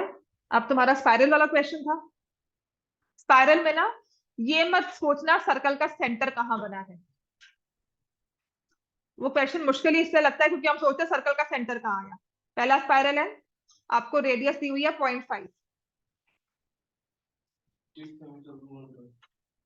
Radius is 0.5। जो दूसरा सर्कल बना ना वो उसने यहाँ पे जाके बना दिया, उसने कहा इसकी रेडियस है 1.5, सॉरी 1, इसकी रेडियस है 1 सेंटीमीटर। फिर जो थर्ड स्पाइरल बना उसकी रेडियस है 1.5। सेंटर में घूम जाओगे ना तो फिर होगा कि अच्छा सेंटर ये हो गया वो हो गया, वो मत सोचना। पहली रेडियस है 0.5, दूसरी है 1, तीसरी है 1.5, फिर 2 सो ऑन। तो ये स्पाइरल के हमारे पास 13 सेमी सर्कल्स हैं। Number of terms are 13। First term is 0.5, common difference is 0.5, और ये सरकमफ्रेंस ही निकाल सकते हैं, आप एरिया नहीं निकाल पाओगे। एरिया में कभी भी एपी का फॉर्मूला नहीं लग सकता, जनरल टर्म स्क्वायर में है इसलिए। ठीक है, तो ये हमारे पास क्या आ गया, सम ऑफ एन टर्म्स। तो 13/2, 2 इंटू 0.5, 13 माइनस 1, कॉमन डिफरेंस 0.5। बस गलती क्या होती है इसमें, पता क्या हुआ था, इसका सेंटर यहाँ है, फिर ये सेंटर यहाँ हो गया, फिर ये सेंटर कहाँ होगा। तुम्हें रेडियस दी हुई है, तुम्हें सेंटर से क्या करना है। सरकमफ्रेंस उसने कहा है find the length of this spiral. तुमने इसको सोने की तार से बनाया, तुम्हें कितनी तार चाहिए इसमें, या तुम्हें ऐसा कोई स्पाइरल मिला तुम सोचो इसकी वैल्यू कितनी है। गोल्ड, सिल्वर, हाँ बस। सरकमफ्रेंस का फॉर्मूला 2πr, ये सब निकाला ना, 2πr भी तो करना है, और ये सेमी सर्कल था तो सिर्फ इसको पाई से मल्टीप्लाई करना। समझ में आ गया कि नहीं आया। तुम कर रहे हो इस वाले को, आपको कहा है कि find the length of this spiral, ठीक है, तो इसका पाई आर, ये भी दूसरी रेडियस के साथ पाई आर, और ये थर्ड रेडियस के साथ पाई आर, क्योंकि सेमी सर्कल है। तो तुम कर रहे हो pi r plus pi r 2 plus pi r 3 so on till pi r 13। Pi common लिया, radius 1, radius 2 so on radius 13, pi radius 13, 13/2, 2 into 0.5 plus 12 into 0.5।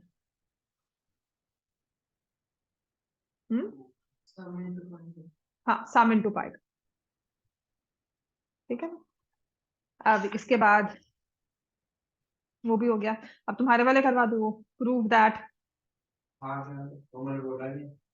आपको जो प्रूव वाले है ना ये क्वेश्चन, उसमें कॉन्ट्रडिक्शन वाले जो है ये, the perpendicular at point of contact to tangent passing through the centre. हाँ हाँ, ये तो कल करवाया है, वो करवा देती हूँ। वो किसी के पेपर में आया था लास्ट ईयर या उससे पहले, शायद इनके कॉन्वेंट में ही था, मुझे याद आ रहा है जो। ठीक है, तो वो कर लो।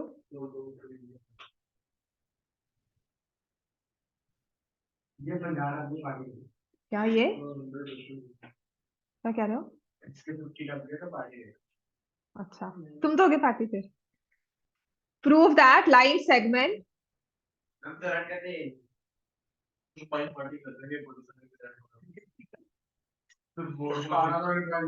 नहीं नहीं, तुम बोर्ड में ना 60 अबव लेकर आओ, उसके बाद 60 मार्क्स अबव 80 में से, 100 में से नहीं। तू तो 65 अबव ले आ बोर्ड में, 80 में से, 80 में से कोशिश।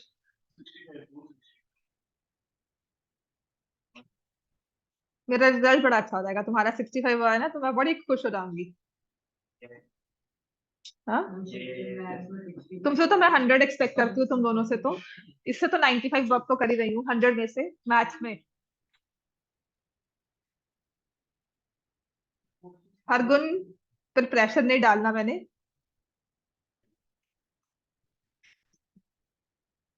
इसलिए मैं नहीं बोल रही। तुम हो जाओ, त्रिशा है, आश्वी है, आश्वी पढ़ नहीं रही है, आश्वी का ब्रेन बहुत सच में नाइन्थ में इतनी, मतलब जिस हिसाब से उसने पढ़ाई की थी ना नाइन्थ में, इस हिसाब से उसने टेंथ में बिल्कुल पढ़ाई नहीं की। जिस वो ज्योमेट्री का question I use to just congruency में मैंने सिर्फ लिखा होता था क्वेश्चन गिवन टू प्रूव, उसके पास प्रूफ पूरा तैयार होता था कि मैम ऐसे प्रूव करेंगे फर्स्ट टाइम में। तो सच में कह रही हूँ उसका ब्रेन बहुत ज्यादा है, वो टेंथ में पढ़ाई नहीं किया उसने, बिल्कुल नहीं पढ़ाई की है उस हिसाब से। वो अभी भी 71 लेकर आई थी बोर्ड्स, अभी जो प्री बोर्ड्स हुए थे, and that was when he she had just studied और डाइसी डाइसी करके बस इधर उधर उड़ उड़ के।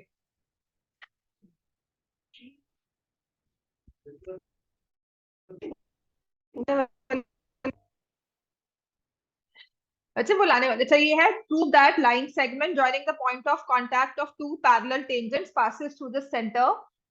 ये वाला ना आपका क्वेश्चन नंबर 4 था ना, उसका ही एक तरह से रिवर्स है, that two parallel tangents drawn at the end of diameter, sorry, two tangents drawn at the end of diameter are parallel। Question number 4 है आपकी बुक का, ये आपको एक क्वेश्चन दिया हुआ है that to tangents drawn at end points of diameter are parallel, ये हमें प्रूव करना है। ये वाला क्वेश्चन नंबर 4 है बुक का। इसका कन्वर्स आपको बता दिया कि line segment joining the contact of point of contact of two parallel tangents, ये लाइन सेगमेंट है, ये दोनों टेंजेंट्स आपस में पैरेलल है, इनके पॉइंट ऑफ कॉन्टैक्ट को मैंने ज्वाइन किया तो ये पॉइंट ऑफ कॉन्टैक्ट सेंटर से पास करता है, ये प्रूव करो।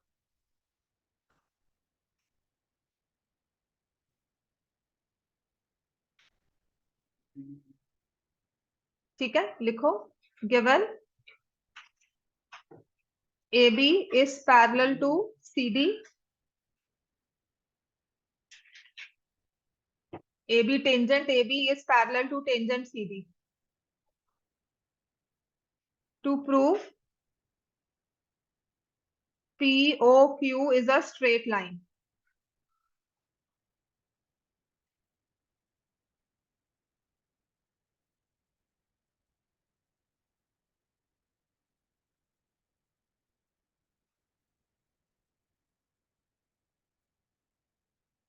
अब इसमें मैंने कंस्ट्रक्शन किया,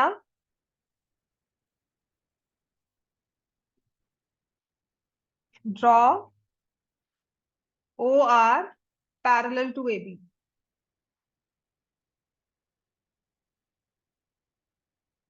draw OR parallel to AB, ये कंस्ट्रक्शन की इसमें। हमारे सैक्रेड हार्ट कॉन्वेंट में आई हुई है ये पेपर में फाइनल से। हाँ जी 2 साल पहले, लास्ट ईयर भी नहीं 2 साल पहले क्या, या लास्ट ईयर किसने पेपर भेजा था उसमें आया हुआ था ये कॉन्वेंट। दिमाग किसी का भी फिर सकता है।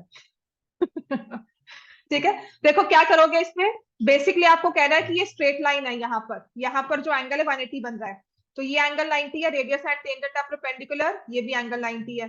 तो आपने उससे कह दिया कि ये भी 90 बनेगा और ये भी 90 बनेगा। समझ में आ गया, प्रूफ पूरा लिखा हुआ है, मैंने आपको फोटोग्राफ भी सेंड की हुई है इसकी। हाँ हाँ को इंटीरियर से ये भी 90 है और ये भी 90 है, फिर इन दोनों को ऐड कर दिया तो ये क्या बन गया 180।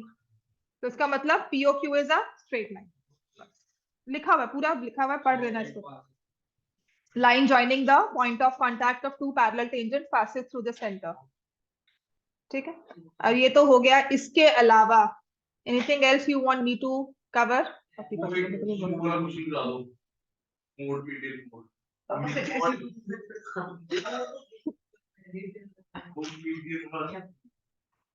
कैलकुलेशन मीडियम की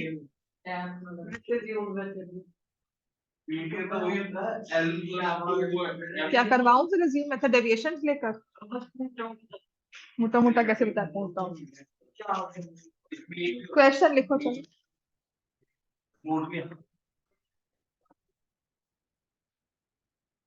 क्यूमुलेटिव फ्रीक्वेंसी वाला कराती हूँ, आ जाओ फिर मैं जानती हूँ।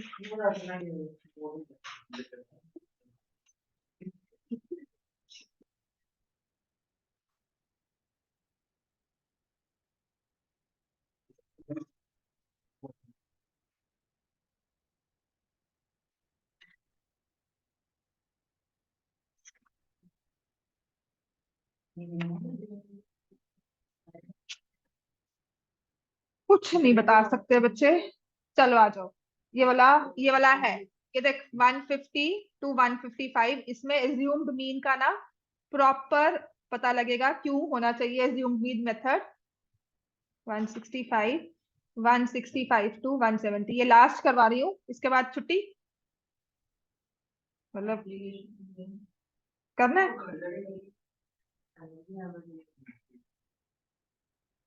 एप्लीकेशंस ना।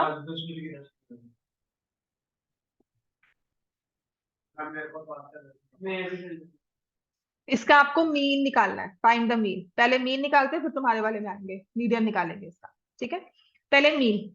तो सबसे पहले तो मीन में आप एक्स आई निकालते हो, जिसे कहते हैं क्लास मार्क्स। एक्स आई निकाला, 150 प्लस 155 डिवाइड बाय 2, 305 हुआ। इसको डिवाइड बाय 2 किया तो कितना आएगा, 152.5। एक्स आई निकाला 152.5, 5 का डिफरेंस है, 157.5, 162.5, 167.5, 172.5, 177.5। Correct me if I am wrong. मेरी कैलकुलेशंस में अगर कोई भी गलती है बच्चे मुझे बता दो, बिकॉज मैं बहुत जल्दी में करवा रही हूँ, है ना। Again there is no excuse for wrong answers, right. अब तुम, ये एफ आई होता है, तुम इसको मल्टीप्लाई करते हो एफ आई एक्स आई, तुम समझते हो कि बहुत लंबा प्रोसेस है, पॉइंट्स में आंसर आएगा। तो इस केस में एज्यूम्ड मीन मेथड डेवलप किया गया था सो दैट हमारी कैलकुलेशंस आसान हो जाए। उस मेथड से सिर्फ कैलकुलेशंस पे फर्क पड़ता है, आपके मीन पे कोई फर्क नहीं पड़ेगा, राइट। हाँ, तो पहले मैं निकालूंगी डी आई। उसके लिए हम क्या करते हैं कि इन 150 से लेकर 180 तक कोई ना कोई एक वैल्यू मीडियन की होगी, मीन की होगी।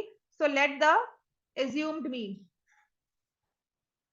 एज्यूम्ड मीन जिसको लिखते हैं ए, इनमें से कोई भी एक वैल्यू ले लो, 150 से 180 तक कोई भी एक वैल्यू ले लो एज्यूम्ड मीन की। लेकिन क्योंकि हमें कैलकुलेशंस को आसान करना है तो मैं इन क्लास मार्क्स में से कोई एक वैल्यू उठा लेती हूँ। मैं लूंगी 167.5। ठीक है, let value of mean be 167.5। तो डी आई निकालते हैं एक्स आई माइनस ए। अब इसके सामने हम लिख देंगे 0, यहां से ऊपर माइनस करेंगे तो -5, -10, -15, यहाँ पर 5 और ये 10। अब एफ आई और डी आई को मल्टीप्लाई करो। ठीक है, यहां पर एज्यूम्ड मीन मेथड का सही पता लगता है, -225, -130, -50, 0, 45, 50। तो हम निकालेंगे sigma F I D I.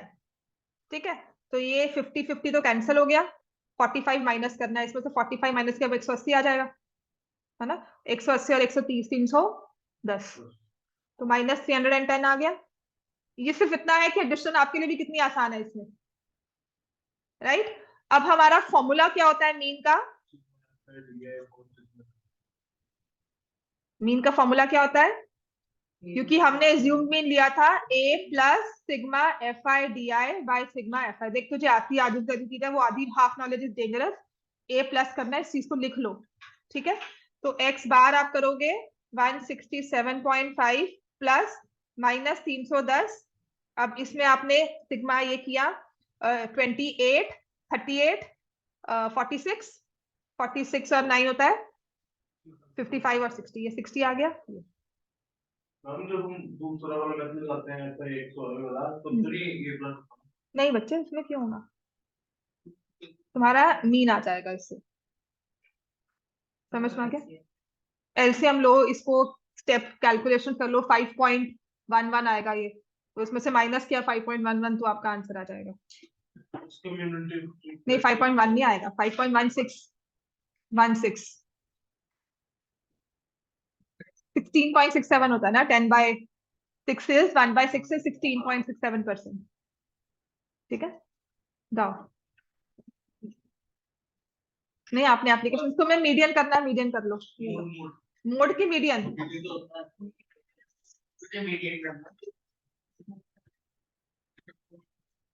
पता ही नहीं मुझे आता क्या है इसमें ना, ये चीज नहीं चाहिए होती मीडियन में, ये भी चलना बंद हो गया।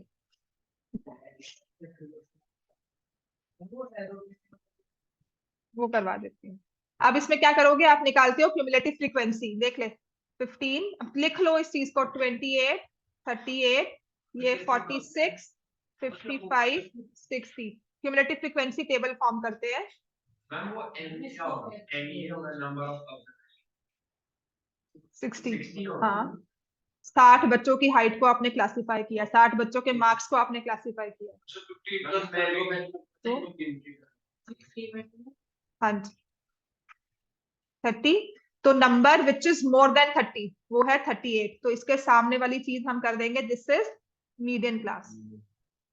और अगर मान लो, एक चीज मैं आपको बार बार रिपीट कर रही हूँ, बाई चांस कैलकुलेशन में यहाँ 30 दिया होता तो मैं इसको नहीं सिलेक्ट करती, मैं 46 को सिलेक्ट करती। समझ में आ गया? ये 38 दिया था तो वैसे ही ये बनता है सिलेक्ट करना, पर अगर 30 भी आ जाए ना, मतलब आपका n/2 और कोई एक क्यूमुलेटिव फ्रीक्वेंसी की वैल्यू इक्वल हो जाएगी तो उसको नहीं लोगे, उससे जस्ट मोर लोगे। तो मीडियन क्लास है 160 to 165। तो मीडियन का फॉर्मूला होता है L1 L प्लस L1 भी नहीं लिखते, L plus n/2 minus CF upon F into H। L क्या होता है? Lower limit of the median class. क्या है ये? तो पता नहीं क्यों पंगे पड़ जाते हैं। ठीक है, तो ये आ गया 160 plus 30 minus 28, frequency of the median class, class height 5। क्या 31.5 लिखते हैं ना, 61 होता 60.5 लिखते हैं, 30.5 लिखते हैं सॉरी, तब भी वैल्यू 38 ही आती। ठीक है, तो यहाँ पर 30.5 ही होता है, वो होता है जब आपकी ये क्लास इंटरवल्स नहीं बने होते। इसका आंसर 161 है। 161 आ रहा है, हाँ बिल्कुल, frequency of the median class. हाँ हमेशा, अगर तू बड़े वाला लेगी तो हमेशा ये नेगेटिव वैल्यू आ गई ना।